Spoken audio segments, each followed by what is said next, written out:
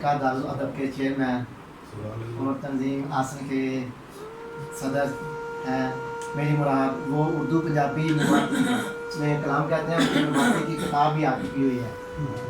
तो मेरे ख्याल में ये एजाज़ है कि मेवाती में शायद उनकी मैंने वैसे पिछले कोई 20-25-30 साल में उन्हीं की किताब देखी है मेवाती में आई हुई, और शायद ही किसी की हो। मेरी मुराद अहमद फ़हीम मयूर साहब से है कि वो आए और अपना कलाम पेश करें।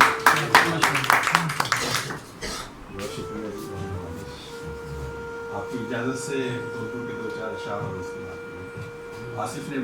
बात की थी गाँव की, तो एक शेर गाँव के हवाले से कि तितलियों के हंसी ताक़ुब में, तितलियों के हंसी ताक़ुब में गाँव छूटा है मुझसे आबाद।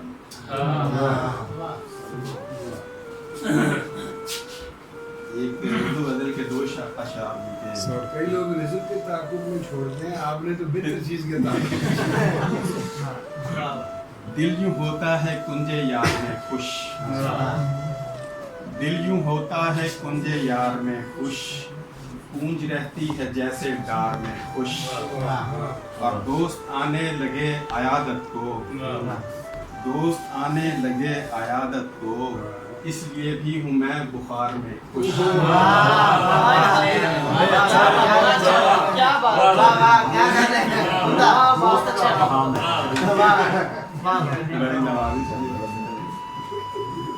एक पंजाबी गजल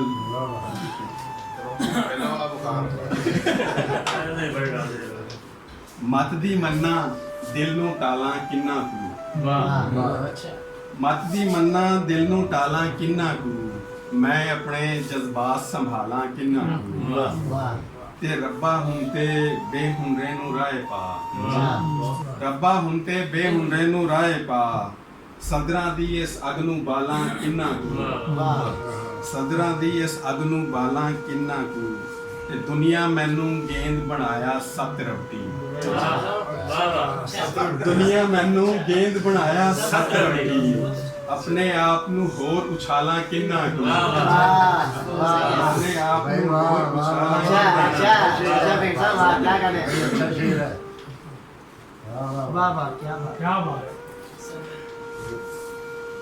ते कोज लुकाया जा नहीं सकदा अंदर दा,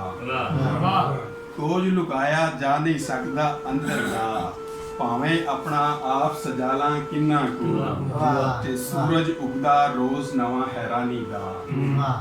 सूरज उगदा रोज नवा हैरानी दा, मैं अपना ईमान संभाला किन्ना कू, मैं अपना ईमान संभाला किन्ना कू, ते नच नच धूड़ा पटियां तेरे कमले ने,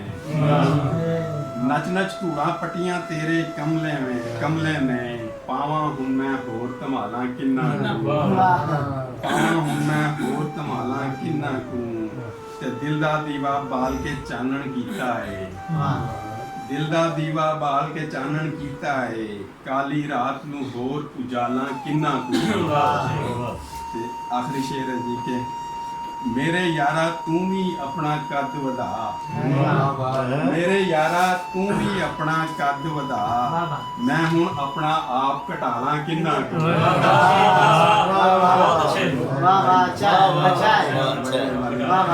मेरे यारा तू भी अपना कद वधा,